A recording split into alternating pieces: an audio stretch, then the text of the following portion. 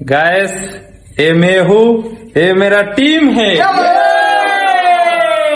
Going to Mawa.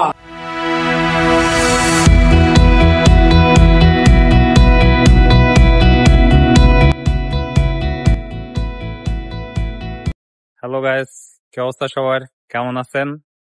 আজকে আমরা মাওয়া ট্যুরে যাচ্ছি। আমি এবং আমার কাকা, শ্রদ্ধেয় দাদু এবং সঙ্গে আমার কিছু ছোট ভাই আছে। সবাই মিলে আমরা মাওয়া ট্যুরে যাব। তো আজকে মাওয়া ট্যুরের বিস্তারিত সবকিছুই তুলে ধরা হবে এই ভিডিওতে। তো আমার ছোট ভাই সম্রাট, আরিফুল ইসলাম আরিফ এবং বাকি ভিডিওতে সবাইকে দেখানো হবে। So let's go.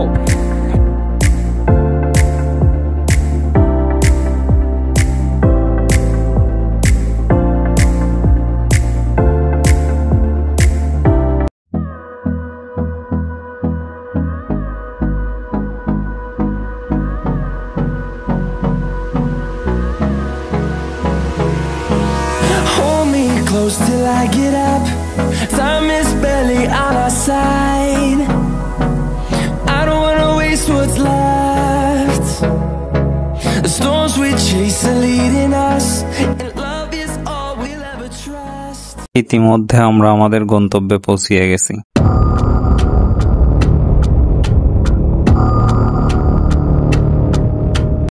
গাইস, চলে আসলাম ইলিশের রাজ্য মাওয়াতে। আমার পিছনেই দেখতে পাচ্ছেন অনেক রেস্টুরেন্ট, ইলিশের দোকান। তো আসুন কিছু আপনাদের যে ককশিট গুলো দেখছেন প্রত্যেকটা ভর্তি মাছ। যদি আমি একটু আপনাদেরকে এটা একটু দেখাই খুলে, তাহলে দেখতে পারবেন এর ভিতর একটি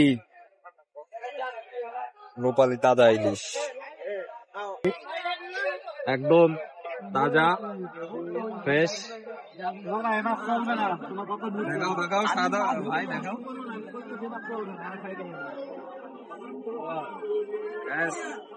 একদম রূপালী ইলিশ। আমরা একটু দামাদামি করে 2টা ইলিশ নিছিলাম। আপনারা যারা নতুন আসবেন তারা একটু দামাদামি করে কিনবেন, না হলে স্ক্যামের শিকার হতে পারেন। মাছ পরবর্তীতে কাটিং জোনে চলে যায় এবং আমি ধরে দেখার চেষ্টা করছিলাম আমরা যে মাছটা নিছিলাম, এবং পাশেই একদম লাইভ মাছ ভাজি চলতেছিল, যেটা একদম যেখানে কাটা হয় তার পাশেই, এবং মাছ কাটা চলছিল। সুন্দর প্রসেসিংয়েই মাছ কাটা হয়, ঘরোয়া পরিবেশের মতোই, একদম আপনার সামনেই সবকিছু করে দিবে এরা, ধোয়া থেকে শুরু করে কাটিং সবকিছু।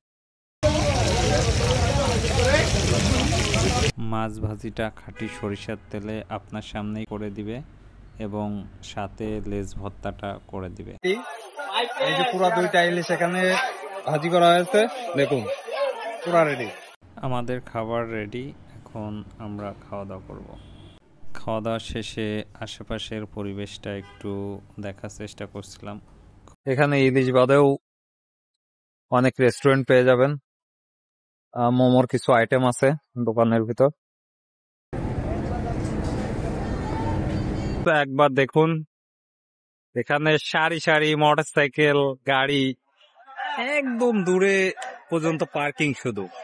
আর এই যে সারি বরাবর সবগুলো এক একটা দোকান।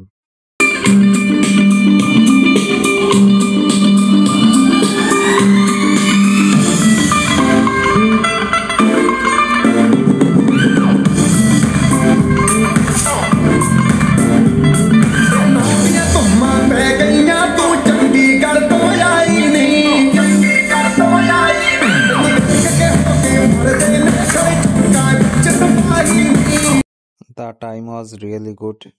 দেখা হবে অন্য কোনো ভিডিওতে। ততদিন সবাই ভালো থাকবেন। আল্লাহ হাফেজ।